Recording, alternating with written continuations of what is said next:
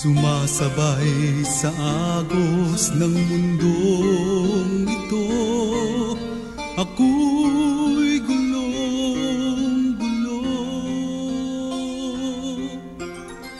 Tuburan sa panalangin, kini nga programa gimugna sa East Coast Gospel Mission, alas 6 hangtod alas 6:30 matag adlaw, aron ikaw matabangan nga maangkon ang tinuod nga kalipay, katagbawan ug kasiguruhan sa kinabuhi, ug nga kahatagan sa kasulbaran ang naghingapin nga mga kabalaka, problema, mga pangutana nga sa dugay ng panahon nakahasol pag-ayo kanimo. Busa paminaw ug sa Dios ikaw panalanginan. Maayong adlaw sa tanan. Salamat sa Dios sa oportunidad nga gitugot na usab niya kanato makapadayon kita sa ato nga pagpamalandong. Standby sa gihapon, sulod lamang sa pipila ka mga minuto ako magapakig-uban kaninyo sa atong buluhaton. Magatungyan kita diha sa Ginoo sa pagpangamuyo. Once again, Father God, nagapasalamat o nagadayeg na usab kami kanimo sa oportunidad nga imong gitugot nga ang imong balaang pulong mabasa o mahisgutan, mapamalandungan Ginoo dinhi sa kahanginan. Panalangin o Dios ang tanan nagapaminaw karon sa ilang mga radyo diha sa ilang panimalay, at the same time sa tanan ng mga Facebook friends, mga followers, sharers o sa tanan nga nagpakigbahin ining ministry. Thank you, Lord, for being faithful to us. Even today nga ikaw gyud matinumanon sa among kinabuhi, nagpreserve ka namo despite sa realidad sa kinabuhi nga makalilisang o anaa sa kalisdanan Ginoo sa mga sitwasyon nga usahay maghatag og pagtandog o pagdisturbo kanamo Ginoo sa pagbuhat sa buluhaton. Apan salamat o Dios kang imo nga pagkamatinumanon nagapadayon gayud hangtod sa katapusan. Amahan, panalangin imong pulong once again sa among mga kasing-kasing samtang pamalandungan kini. This I pray in Jesus' name. Amen. Usa ka panahon nga gihatag na usab sa Ginoo kanato nga ato gyud nga padayon nga ma-enjoy ang grasya, ang pagkamatinumanon sa atong Ginoo tungod kay gihatagan na usab kita ni ining oportunidad nga makahimo padayon sa pamalandong sa iyang balaang pulong. Nini karong higayon, tuguti nga magahisgot kita padayon sa pamalandong, especially in the book of Colossians, usa ka simple nga pamalandong. And this time magahisgot kita about living in the newness of life. Living in the newness of life. Kabag-uhan diha sa Ginoo. Continuation sa atong pamalandungan sa milabay nga mga panahon, sa padayon yun nato sa pagkinabuhi with our position in Christ. Considering nga ikaw, ako, kitang tanan nga nagtuo o nagtugyan sa atong kinabuhi kay Kristo, nahiusa diha kang Kristo. Therefore, ingon nga nahiusa diha kang Kristo, we need to continue on living with our position in Christ. Kung unsa ka ito pagtawag sa Ginoo, pagkinabuhi accordingly sa iyahang tawag. How to continue living in our position in Christ based on our past studies. Una, by continually seeking heavenly things. Mao ka na una natun-natunan in the past. Number 2, by continually setting our minds on the things of heaven. For the glory of God. The things for God's glory. And number 3, by continually putting off old practices in life. Ang pagtanggal, put off, pagkuha sa mga old practices, mga practices nga dili makaglorify sa Ginoo, practices nga para lang sa atong sarili, practices nga pangkalibutan lang, ang ginalantaw sariling kapakanan o para lang yun dinhi, dili mulapos sa ikaduhang kinabuhi na klase ng mga performances. And number 4, mao kini atong tutukan, by continually living in the newness of life. Okay? By continually living in the newness of life. Ang Dios nag-expect ka nato ingon nga nakaambit kita og kabag-uhan gikan sa Ginoo sa ato nga kinaiyahan, though of course wala may perfect ka nato, but right after nga atong gidawat si Kristo, gituuhan si Kristo, gihimo nato siyang Ginoo, Master, Lord sa atong kasing-kasing, ang iyang kinabuhi ani ang nakatapot sa atong kinabuhi, no? Sa kumbaga ning liwat kita diha kaniya. Ingon sa verse 12, put on therefore as the elect of God, holy and beloved, bowels of mercies, kindness, humbleness of mind, meekness, long sufferings. Verse 13, forbearing one another and forgiving one another.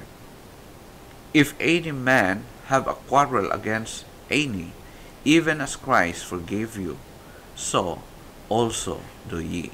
In verse 14, and above all these things, put on charity, which is the bond of perfectness, and let the peace of God rule in your hearts, to the which also ye are called in one body, and be ye thankful. In verse number 16, let the word of Christ dwell in you richly in all wisdom, teaching and admonishing one another in psalms and hymns and spiritual songs, singing with grace in your hearts to the Lord. In verse 17, and whatsoever ye do in word or deed, do all in the name of the Lord Jesus, giving thanks to God and the Father by Him. So, mao kini siya nga ato nga pamalandungan coverage at ang pagpamalandong how to continue living in our position in Christ. Kung imong tanaw ni gala si Apostol Pablo, nag-auhag siya, no? Nagadasig siya sa mga magtotoo nga magkinabuhi susama sa kinabuhi nga gusto sa Dios, no? He urges us not only to divest ourselves of behavior not appropriate to our union with Christ, but also to clothe ourselves with attitudes and actions that are appropriate, no?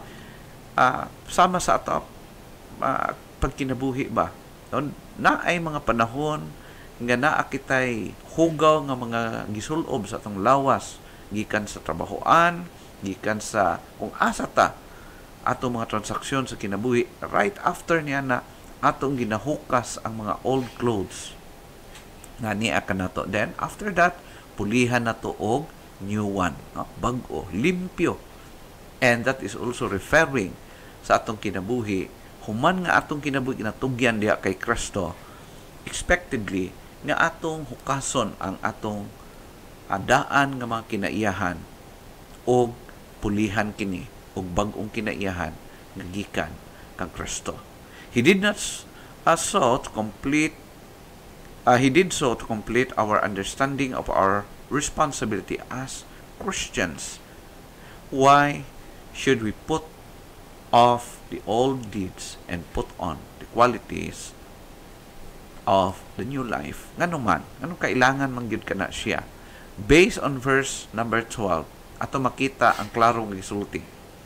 Put on therefore as the elect of God, holy and beloved, or beloved, bowels of mercies, kindness, humbleness of mind, meekness, and long suffering. So ato makita din higala in verse number 12 ang motive nganong kinahanglan i-put off ang old clothes, then i-put on ang new clothes.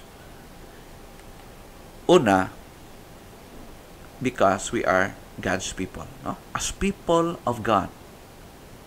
Gitawag og katawhan sa Dios.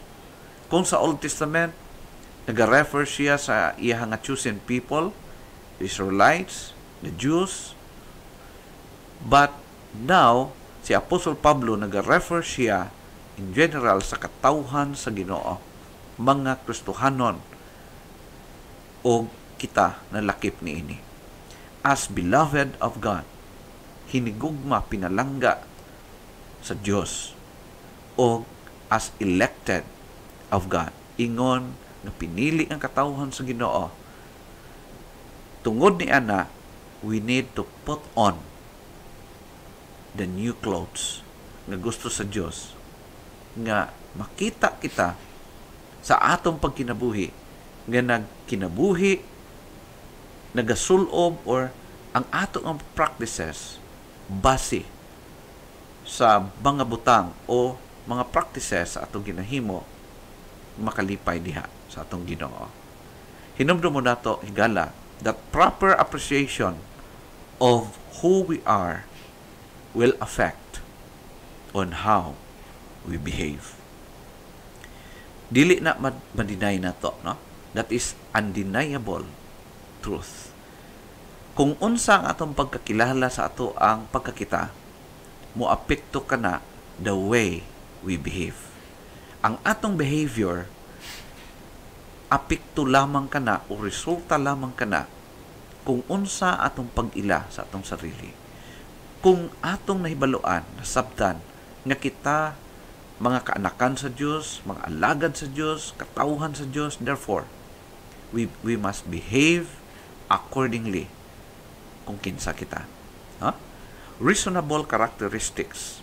Ato makita from verse 13, nag-ingon din, forbearing one another and forgiving one another, if any man have a quarrel against any, even as Christ forgive you, so also do ye. Verse 14, and above all these things, put on charity, which is the bond of perfectness.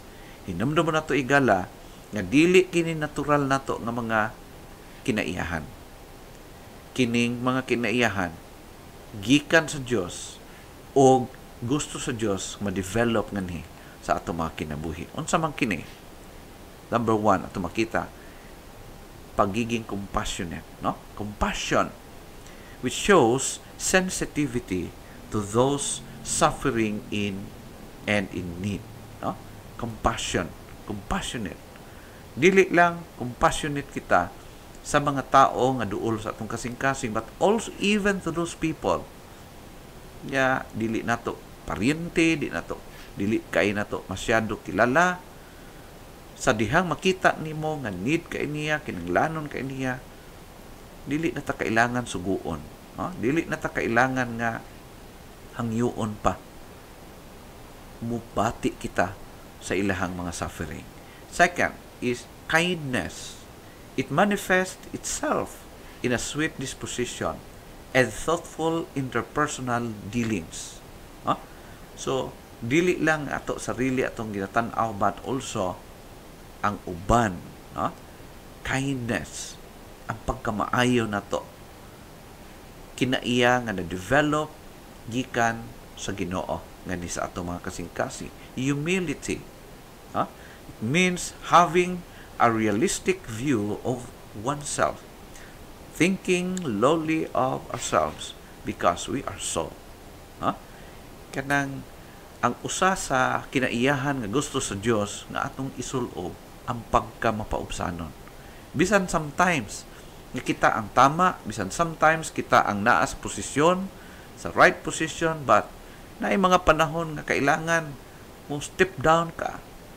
Ang imuhang ipakita nga ang pagpaubos dili kapildihan in the sight of God. Daghan mga panahon kana, mga sitwasyon sa atong kinabuhi nga for the meantime we need to show them nga kabalo kita to the point, no?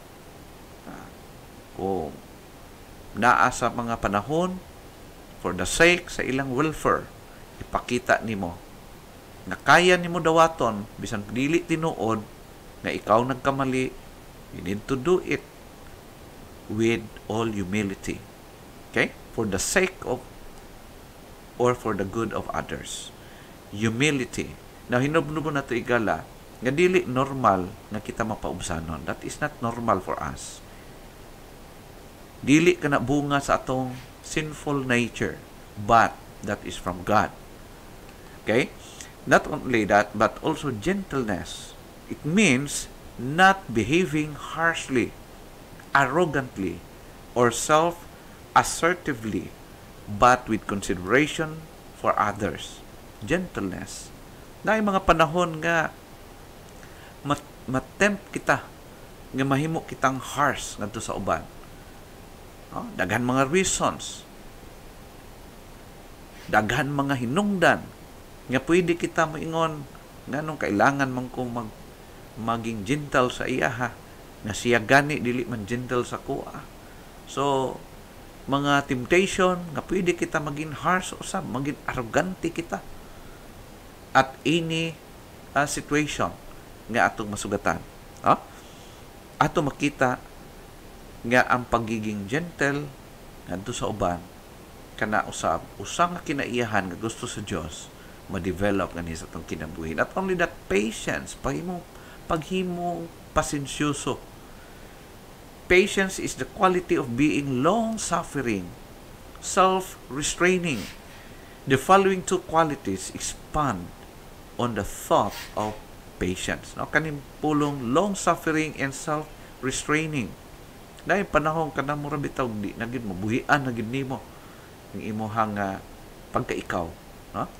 Mabuhian nato ang atong pagkakita.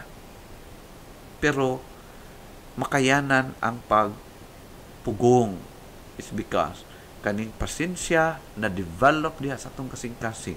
Kalami unta kumuton, kalami unta tadyakan, kalami unta isulti sa sakit nga pulong para matagbaw ang imuhang kasuko, pero because of that quality, ning behavior nga naa kita diha kang Kristo, because of the Holy Spirit, matulon nimo ang dapat dili tunlon.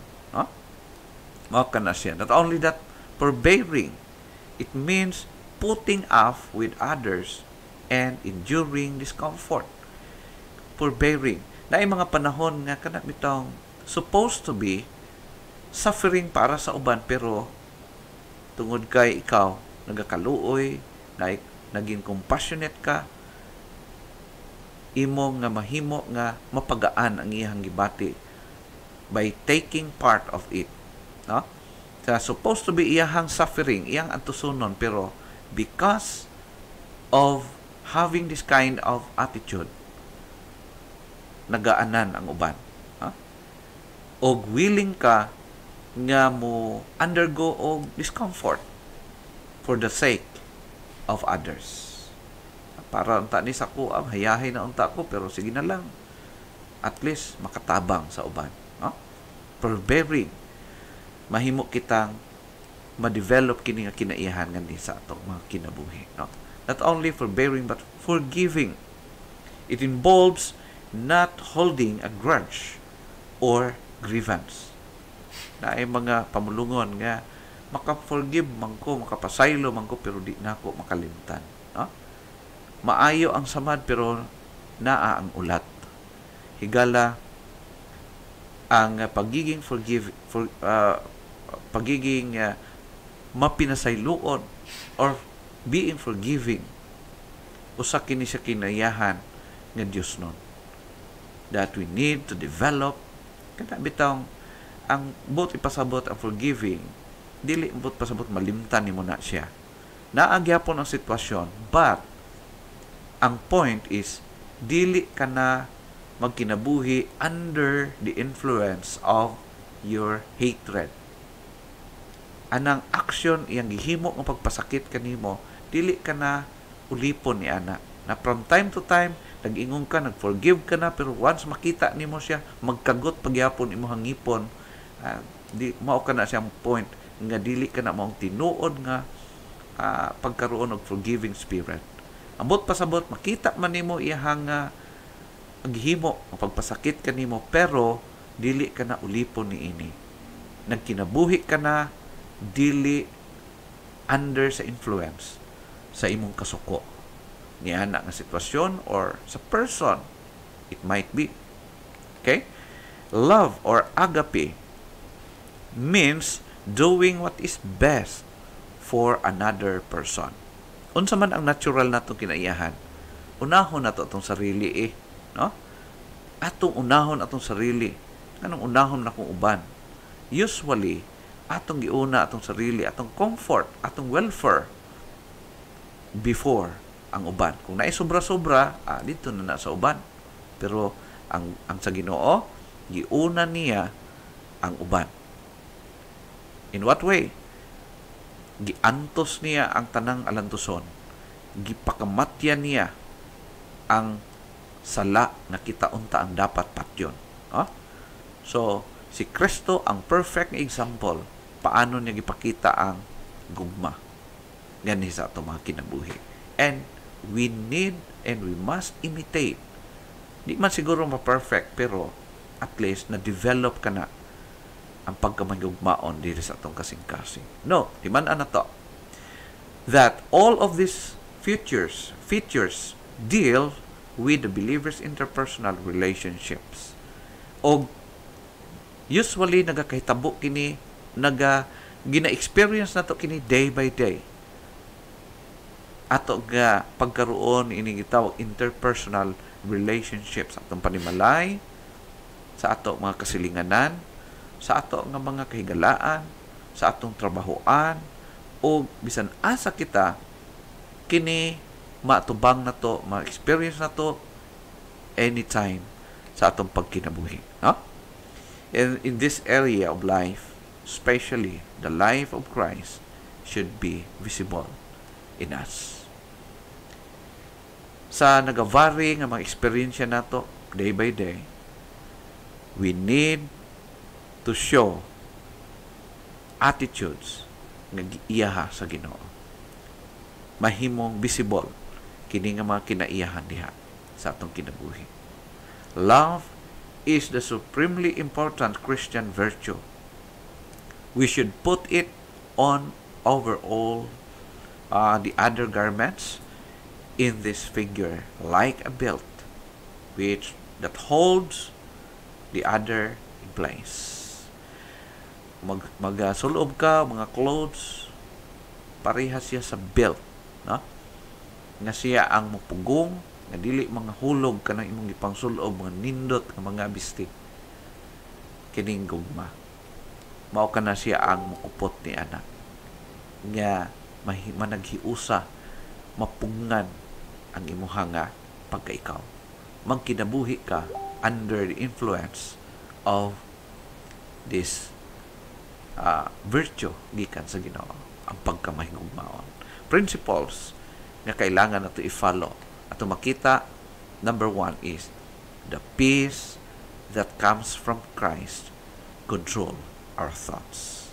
Ang kalinaw nga nagagikan diha kay Kristo mao'y magkontrolar sa atong mga paghuna-huna day by day. According to verse 15, and let the peace of God rule in your hearts.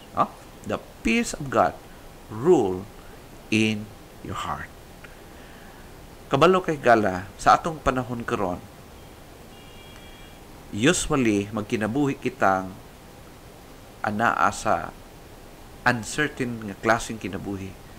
O kaning peace from God, peace of God, mao ni usahay ang lisod kay nato ikinabuhi. Daghan tagi kadlukan, daghan tagi kabalakan. But as we are united with Christ, remember, despite niining kaguliyang sa kapanahunan, mga dili gyud ma-spelling na sitwasyon sa kinabuhi, hidaot pa ang kalinaw nato uban kay Kristo, uban sa Ginoo, naga-rule sa atong kasing-kasing. Buhi kita or patay, hinumdumon na to, we are of God. No? So, hinumdum mo na to mga Kristohanon. Bisan pag iunaani ng dagan sa tong kalibutan karon, we need to continue on holding that peace of God sa atong kasing-kasing. When we make choices under the influence of this situation we have now, bisan pa sa atong kapanahunan, usahay gimo nang giwala ng atong maayo nga pakitungo sa ubang mga tao, gipugnan kita tungod sa sitwasyon. No? Imbis nga magkumusta, magsinumbagay na lang, action na lang sinumbagay. No? So makita ni mo higala nga gi-change ang Christian practices, mga actuations nato toward others, giusab gumikan ini ang atong sitwasyon karon. But during the time nga maghimo kitag mga choices kinabuhi, atong hinumdumon that the peace that Christ produces in our hearts should be a determining factor. Kumusta? Every now and then, maghimo kita sa atong mga decision makings. Anaa ba ang kalinaw diha kay ni Kristo?